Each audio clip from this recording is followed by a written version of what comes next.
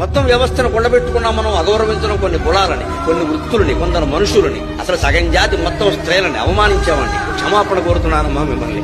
భారతీయ సంస్కృతి తరఫున అవమానించాం మమ్మల్ని క్షమించండి. యావత్తు స్త్రీ జాతి క్షమించండి.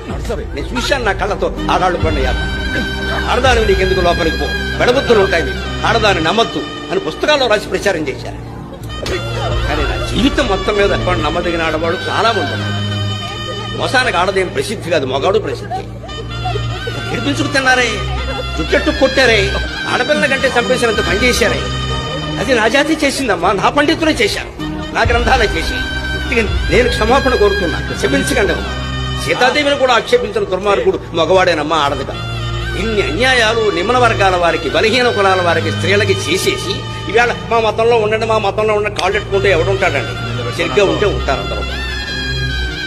జరుగుతున్న విషయం అది.